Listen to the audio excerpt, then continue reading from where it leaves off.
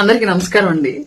Present state లో 2 తెలుగు రాష్ట్రాల్లో trending లో ఉన్నటువంటి టాపిక్ ఎవరు ముట్టుకుంటే వాళ్ళు మస్ అయిపోయే సిచ్యువేషన్ లో మంచి హీట్ మీద రన్ అవుతున్నటువంటి టాపిక్ ఇది. ఇది కంప్లీట్ నా వ్యక్తిగత అభిప్రాయం. రాజకీయాలకు కానివ్వండి, పార్టీకి కానివ్వండి ఎలాంటి సంబంధం లేదు. క్లియర్లీ ఇది నా వ్యక్తిగత అభిప్రాయం. దీన్ని షేర్ చేసుకోవాలనిపించింది, ఎందుకంటే నేను ప్రతి దాంట్లో పాజిటివ్ వెతుకుతాను. ఈ అంశంలో కూడా నాకు ఒక పాజిటివ్ అంశం కనిపించింది. దీన్ని కొంచెం మీ దృష్టిలో కూడా తీసుకొస్తే ఏదైనా ముందుకు జరిగేటువంటి అవకాశం ఉంది అనే ఉద్దేశంతో ఈ వేషధారణ అనే కాన్సెప్ట్ మీద, బట్టల మీద జరుగుతున్న విషయము దాని మీద మాట్లాడాలనుకుంటున్నాను. జనరల్లీ ఇది తంబు సహజంగా చూడడానికి ఎవరికైనా ఒకేలా అనిపిస్తుంది జనరల్ గా. బట్ ఎక్కడో ఒక రేఖ, జస్ట్ ఒక రేఖతో వేరొకరితో మన తంబు ఏకీభవించదు. ఏదో ఒక రేఖలో ఉన్నటువంటి మార్పుతోటి ప్రపంచంలో ఏ వ్యక్తికి ఒకే తంబు ఇంప్రెషన్ ఉండదు, ఒకేలా ఉండదు. అలాగే మనుషుల జీవితాలు కూడా ఏ ఇద్దరు వ్యక్తుల జీవితాలు ఒకేలా ఉండవని నేను బలంగా నమ్ముతా. ఎక్కడో ఒక కోణంలో, ఏదో ఒక అంశంలో మన జీవితం వేరే వాళ్ళ జీవితంతో ఖచ్చితంగా విభేదిస్తుంది, ఒకేలాగా ఉండదని బలంగా నమ్మేటువంటి వ్యక్తిని నేను క్లియర్లీ. అలాగే ఈరోజు వేషధారణ విషయానికి వస్తే ఎవరి అవసరాలు, పరిస్థితులు, ఉపాధి మార్గాలు, పోటీతత్వం, ఇలాంటి ఎన్నో అంశాలు వారి వేషధారాన్ని డిసైడ్ చేస్తాయని కూడా నేను నమ్ముతాను క్లియర్లీ. ఎందుకంటే నేను మార్కెటింగ్ లో మేనేజర్ గా, సేల్స్ కన్సల్టెంట్ గా ఉన్నప్పుడు జీన్స్ టీషర్ట్లు వేసేదాన్ని. అది అప్పుడు మాకు వృత్తి యూనిఫామ్, అది మాకు తప్పదు. తర్వాత మేనేజర్ గా వచ్చాక జీన్స్ టీషర్ట్లు ఎప్పుడో కంపెనీ వాళ్ళ విజిట్ ఉన్నప్పుడు తప్ప మిగతా టైంలో వేసుకోవాల్సిన అవసరం ఉండేది కాదు, వేసుకునేదాన్ని కాదు. ఇప్పుడు రాజకీయాల్లోకి వచ్చిన తర్వాత, అంటే ఆ టైంలో చుడిదార్స్ ఎక్కువ వాడేదాన్ని. రాజకీయాల్లోకి వచ్చిన తర్వాత పూర్తిగా శారీస్. అంటే ఇక్కడ నా ఫీల్డ్, నేను ఎంచుకున్నటువంటి ప్రొఫెషన్ నా డ్రెస్సింగ్ ని డిసైడ్ చేసింది కొన్ని సందర్భాలను బట్టి. అట్లాగే మిగతా రంగాల్లో కూడా వారి యొక్క అవసరాలు, అవకాశాలు, వాళ్ళ యొక్క ఆహార్యాన్ని డిసైడ్ చేస్తానని బలంగా నమ్మేటువంటి వ్యక్తిని నేను. అలాగే ఇక్కడ నేను ఎవరి ఒపీనియన్ ని తప్పపట్టట్లా. ఎవరి పర్సెప్షన్ లో వాళ్ళు 100% కరెక్ట్.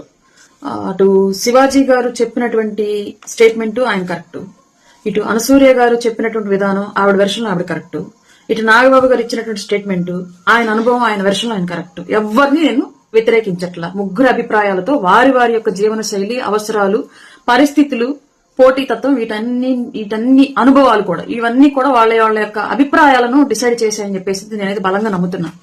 శివాజీ గారు చెప్పినటువంటి స్టేట్మెంట్ లో బట్టలు మంచిగా వేసుకోండమ్మా అనేది సహజంగానే ఒక తండ్రిలాగా, ఒక తోబుట్టులాగా తన బిడ్డగానే మిగతా వాళ్ళని భావించి చెప్పాడు. దానిలో నేను తప్పు పట్టట్లేదు. ఎలా అయితే ఒక మగపిల్ల అడిగారే మందు తాగ్గాకరా, సిగరెట్ తాగ్గాకరా, చెడిపోతావరా అని చెప్పి చెప్తారు, అలాగే ఒక ఆడపిల్లకి బట్టలు జాగ్రత్తగా వేసుకోండమ్మా, మీ మంచిగా చెప్తున్నాను, ఎలాంటి నేరాలు జరగకుండా ఉంటాయని చెప్పేసి చెప్పినటువంటి విధానం, ఆయన ఒక తండ్రిగా, ఒక తోబుట్టుగా ఆయన వెర్షన్ ఆయన కరెక్టే. కానీ నిజంగానే వాళ్ళ సమాజంలో దాడులు, బట్టలు సవ్యంగా వేసుకోని వాళ్ళ మీద మాత్రమే జరుగుతున్నాయా రేపులు, హత్యలు, ఇవన్నీ అంటే దానికి ప్రభుత్వంలో భాగస్వామిగా ఉన్న నా దగ్గర ఆన్సర్ లేదు. అలాగే శివాజీ గారు కూడా టీడీపీ సపోర్టర్, ఆయన మనందరికీ తెలుసు. ఆయన కూడా ప్రభుత్వంలో భాగస్వామిగానే ఉన్నాడు, నాలాగే ఉన్నాడని ఆయన కూడా అనుకోవచ్చు. మరి ఆయన దగ్గర కూడా సమాధానం ఉండదు నాకు తెలిసి వాళ్ళు అడిగితే. ఎందుకంటే పెళ్లికొచ్చినటువంటి తల్లితో పాటు పెళ్లికొచ్చినట్టు 3 సంవత్సరాల పసిపాపని రేప్ చేసి చంపాడు ఒక దుర్మార్గుడు. ఏం అశ్లీలత కనిపించిందని ఆ పాపని చంపుంటాడు. ఇంట్లో ఎక్కడో 60 సంవత్సరాల ముసలావిడ ఇంట్లో పడుకొని నిద్రపోతూ ఉంటే ఒంటరిగా ఆవిడని రేప్ చేశారు. ఆవిడ దగ్గర ఏం అశ్లీలత ఉండిందని. అలానే జరిగినటువంటి మోస్ట్ ఆఫ్ ది రేప్లు, మర్డర్లు, ఇవన్నింటికి ఈవెన్ లేటెస్ట్ గా తాడేపల్లి ఇష్యూలో ఒక ప్రాస్టిట్యూట్ వృత్తిగా ఎంచుకున్నటువంటి ఆవిడ కూడా శారీలో ఉంది. జీన్స్ టీషర్ట్ లో ఉన్నటువంటి ప్రాస్టిట్యూషన్ చేసే వాళ్ళ మీద ఏమీ జరగలేదు ఆ హత్య. శారీలోనే ఉందనుకుంటాం మనం, డెడ్ బాడీని కూడా చూసాము. శారీలోనే ఉన్నటువంటి ఆవిడని కూడా చంపారు. అంటే ఇక్కడ చూసే దృష్టి, ఆలోచన తీరు ప్రధానమైనటువంటి పాత్ర పోషిస్తున్న జరిగేటువంటి నేరాల మీద, కానీ బట్టలు కాదు అన్నది ఒక సైడ్ నుంచి మనకు అర్థమవుతున్న అంశం. అలాగనే ఆయన చెప్పింది నేను రాంగ్ అని అన్నాం. ఎందుకంటే మంచి చెప్పారు, దాన్ని తీసుకోవాలి, మనం మంచినే తీసుకోవాలి, అందులో చెడుని ఆలోచించాల్సిన అవసరం లేదు.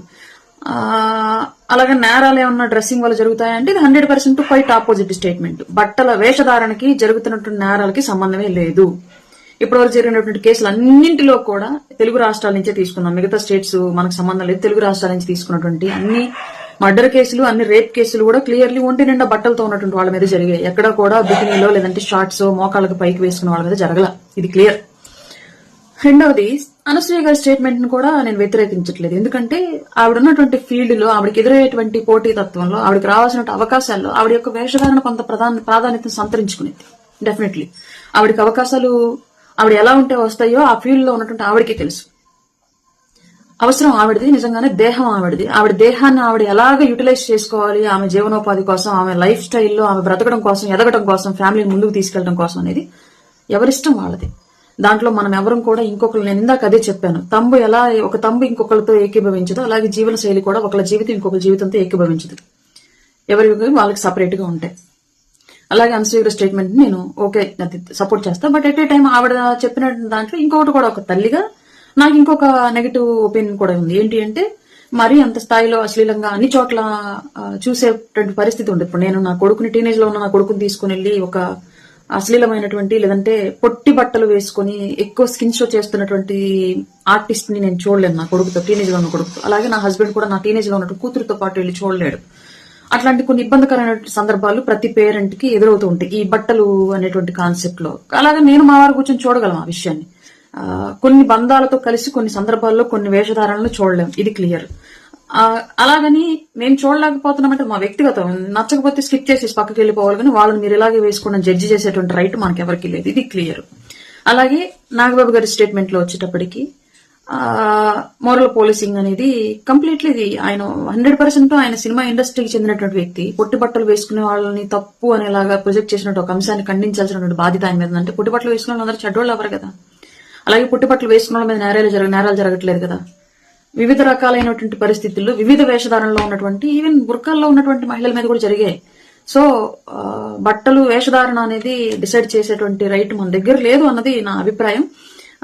రాజ్యాంగం కల్పించినటువంటి విధానాల్లో ఆయన కొన్ని ఉన్నటువంటి హక్కులు, సమాజంలో వస్తున్నటువంటి మార్పులు, దానికి సంబంధించి ఒకళ్ళు ఇలా ఉండాలి ఇంకొకరు డిసైడ్ చేస్తున్నటువంటి విధానం, వీటి మీద ఆయన మాట్లాడినటువంటి విధానం కూడా 100% కరెక్టే. ఒక ఇండస్ట్రీకి సంబంధించినటువంటి వ్యక్తిగా, సొసైటీతో ఎంతో అనుభవం ఉన్నటువంటి వ్యక్తిగా ఆయన మాట్లాడిన మాట 100% కరెక్ట్. నేను ముగ్గురు ఎవరి స్టేట్మెంట్లతోనూ కూడా విభేదించట్లేదు. ముగ్గురు వారి వారి పర్సెప్షన్ లో 100% కరెక్టే. 3 భావజాలాలు సమాజంలో ఉన్నాయి, నేను ఎవరిని వ్యతిరేకించట్లా. ఇప్పుడు ఫర్దర్ గా నేను ఏ విషయాన్ని మాట్లాడాలనుకుంటున్నానంటే, క్లియర్లీ నా స్టేట్మెంట్, నేను క్లియర్లీ ఏ విషయాన్ని ఇప్పుడు పాజిటివ్ వేలో నేను తీసుకెళ్లాలనుకుంటున్నానంటే, ఇవాళ పెద్ద ఎత్తున ఈ వేషధారణ అనే కాన్సెప్ట్ మీద డిస్కషన్ నడుస్తున్నాయి. చాలా మంది ఫెమినిస్టులు, చాలా మంది అంటే కొందరు అనసూయ గారిని తిట్టేవాళ్ళు ఉన్నారు, కొందరు శివాజీ గారిని తిట్టేవాళ్ళు ఉన్నారు, కొందరు నాగబాబు గారిని తిట్టేవాళ్ళు ఉన్నారు. వీళ్ళందరి భాగస్వామ్యంతో నేనేం చెప్పాలనుకుంటున్నాను అంటే, తెలుగు ఇండస్ట్రీలో ఈరోజు ఎక్కడో పరాయి రాష్ట్రాల నుంచి పరాయి భాష నటీమణులు వచ్చి రాజ్యం వెళ్తున్నారు, కానీ తెలంగాణ, ఆంధ్రప్రదేశ్ నుంచి నటీమణులుగా ఎదగాలనుకుంటున్నటువంటి ఎంతో మంది తెలుగు ఆర్టిస్టులకి అవకాశాలు లేవు. హీరోయిన్లకు ఎదగాలనుకుంటున్న చాలా మంది అవకాశాలు లేవు. ఎవరో ఎందుకు మీ చిన్న ఎగ్జాంపుల్ చెప్తాను. అనన్య నాగళ్ళ, మన తెలుగు అమ్మాయి. ఆ అమ్మాయి ఇండస్ట్రీలోకి వచ్చినప్పుడు పాపం ఒంటి నిండా బట్టలతోనే వచ్చింది క్లియర్లీ. బట్ అవకాశాలు అవకాశాలు ఆమె ఎంచుకున్నటువంటి ఫీల్డ్, ఆ ఫీల్డ్ లో పోటీ తత్వంలో తను నిలబడాలి అంటే ఖచ్చితంగా తను కూడా స్కిన్ షో చేయాలనో, ఎక్స్పోజింగ్ చేయాలనో, అని కూడా ఈ మధ్య పాపం పొట్టి బట్టల్లో కనిపిస్తున్న సిచ్యువేషన్స్ మనం చూస్తున్నాం. అంటే అక్కడ ఏంటి, ఇవాళ నీతులు మాట్లాడడానికి వచ్చే వాళ్ళందరూ కూడా ఒంటి నిండా బట్టలు ఉన్నటువంటి వాళ్ళని ఎంకరేజ్ చేయట్లేదు. చెప్పడానికే నీతులు, చూడడానికి బూతులే కావాలన్నటువంటి సంస్కృతిని తీసుకొచ్చుకుంటున్నారు. అల్టిమేట్ గా వాళ్ళ ఫీల్డ్ లో వాళ్ళు వెనకబడిపోతున్నారు, అవకాశాలు రావట్లేదు. ముంబై నుంచో, బెంగళూరు నుంచో, వేరే వేరే రాష్ట్రాల నుంచో వచ్చేటువంటి అన్య భాషా కథానాయకులు ఇవాళ కోట్ల రూపాయలు రెమ్యునరేషన్ తీసుకుని తెలుగు సినిమాల్లో రాజ్యం వెళుతున్నారు అంటే దానికి కారణం మనం ఫుల్ గా నిండుగా బట్టలు ఉన్నటువంటి మన తెలుగు రాష్ట్రాల్లో ఉన్నటువంటి నటీమణులను మనం చూడడానికి ఇష్టపడట్లేదు, మనమే ఎంకరేజ్ చేయట్లేదు. టాలెంట్ ఉన్న వాళ్ళని టాలెంట్ చూసి మనం గుర్తించట్లేదు. అన్ని భాషా కథానాయకులు చూపిస్తున్నటువంటి టాలెంట్ చూసి మనం సినిమాలకు వెళ్తున్నాం. ఇది మాత్రం వాస్తవం 100%. అందుకే తెలుగు రాష్ట్రాల నుంచి నాయకురాలుగా ఎదుగుతున్నటువంటి చాలా మంది, శ్రీదివ్య కానివ్వండి, అంజలి కానివ్వండి, కలర్స్ స్వాతి కానివ్వండి, లేదంటే ఇంకా చాలా మంది, ఎవరు అమ్మాయి ఆనంది అనే అమ్మాయి కానివ్వండి, అనన్య నాగళ్ళ కానివ్వండి, ఇలా చాలా మంది ఆర్టిస్టులు, లయ లాంటి వాళ్ళు, సుభాషిణి లాంటి వాళ్ళు, పెద్ద పెద్ద టాలెంట్ ఉన్నటువంటి మహిళలు తెలుగు రాష్ట్రాల నుంచి ఆర్టిస్టులుగా ఎదగాలి, హీరోయిన్లుగా ఎదగాలనుకుంటున్నటువంటి వాళ్ళు పరాయి భాష హీరోయిన్ల లాగా స్కిన్ షో చేయకపోవడం మూలంగానే వీళ్ళకి అవకాశాలు రావట్లేదు. ఇది వాస్తవం.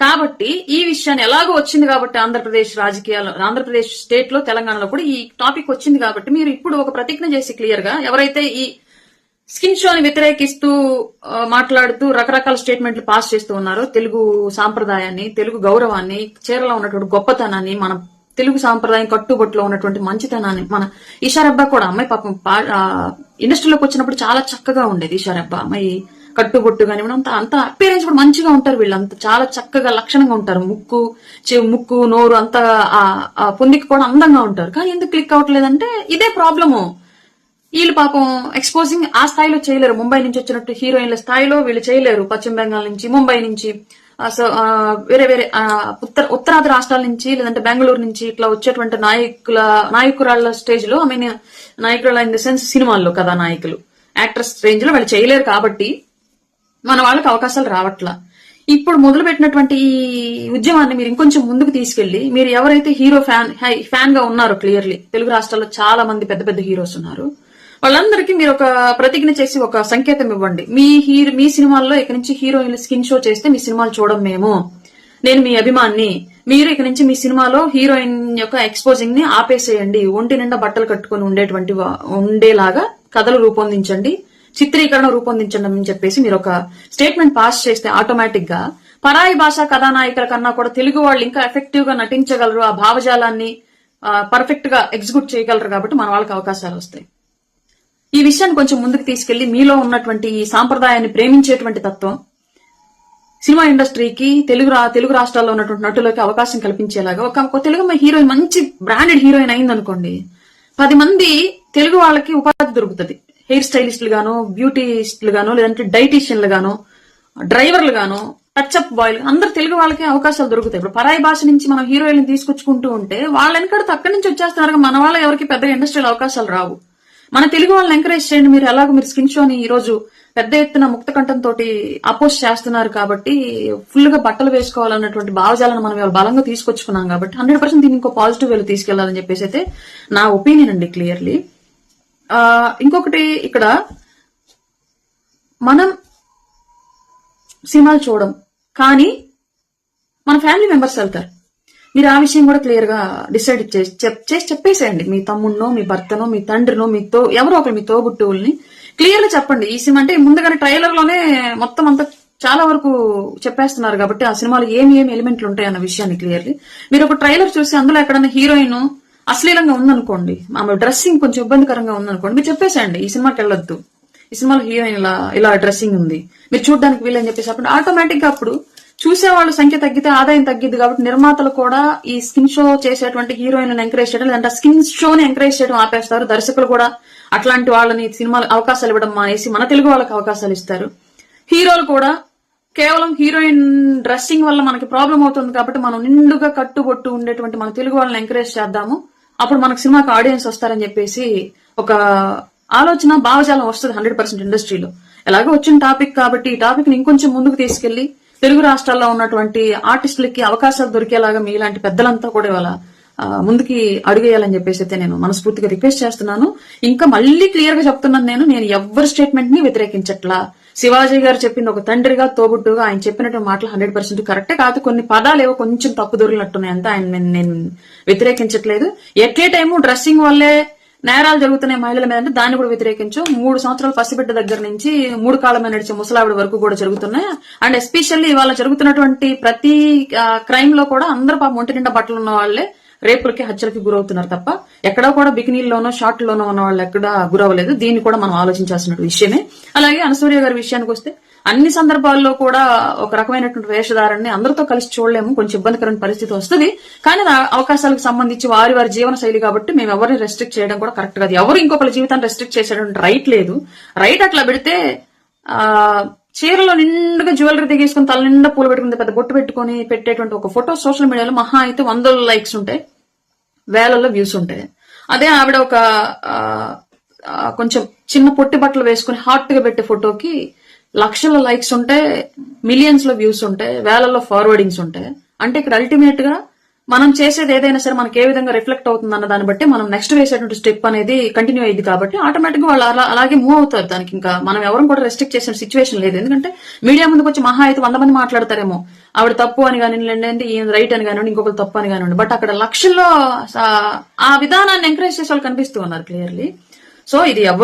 ఎవరికి తప్పు కాదు రైట్ కాదు ఎవరి బ్రతుకు వాళ్ళకి ఎలా ఉండాలనేది డిసైడ్ చేసిద్ది ఒకళ్ళ బ్రతుకులోకి వెళ్ళి మనం చూడలేము ఒకళ్ళ బ్రతుకును మనం డిసైడ్ చేయలేము కానీ ఈ విషయం ఎలాగో వచ్చింది కాబట్టి దయచేసి ఒంటి నిండా బట్టలు ఉండేటువంటి తెలుగు వాళ్ళకి అవకాశాలు వచ్చేలాగా పేరున్నటువంటి పెద్ద పెద్ద హీరోలకు ఫ్యాన్స్ గా ఉన్నటువంటి అందరూ కూడా మీ హీరోకి మీరు ఒక ప్రతిజ్ఞ చేసి రేపటి నుంచి పలానా పవన్ కళ్యాణ్ గారు, పలానా రామ్ చరణ్ గారు, పలానా అల్లు అర్జున్ గారు, పలానా మహేష్ బాబు గారు, పలానా జూనియర్ ఎన్టీఆర్ గారు, పలానా నితిన్ రెడ్డి గారు, పలానా నాగార్జున గారు, పలానా వెంకటేష్ గారు, పలానా బాలకృష్ణ గారు, పలానా చిరంజీవి గారు, ఇంకేమన్నా పేర్లు మిస్ అయితే క్షమించండి నన్ను, నాని గారు, ఇలా అందరినీ మెన్షన్ చేసి నేను మీ ఫేవరెట్ మీ అభిమానిని, నేను మీ సినిమాలో ఇంక నుంచి స్కిన్ షో చేసేటువంటి హీరోయిన్ ని పెట్టినా లేదంటే హీరోయిన్ బట్టల్ని మీరు అశ్లీలంగా ధరించేలాగా కాస్ట్యూమ్ డిజైన్ చేసినా మీ సినిమాని చూడం మేము నిండుగా మీ సినిమాలో ఒంటి నిండా బట్టలతోటి చూడాలనుకుంటున్నాం అని చెప్పేసి ఒక ప్రతిజ్ఞ చేస్తే తెలుగు రాష్ట్రాల్లో ఉన్నటువంటి ఎంతో టాలెంట్ ఉన్నటువంటి మహిళా ఆర్టిస్టులకు అవకాశాలు దొరుకుతాయి. దయచేసి ఈ విషయాన్ని ఈ విధంగా తీసుకెళ్తారని చెప్పేసి మనస్ఫూర్తిగా కోరుకుంటున్నాను.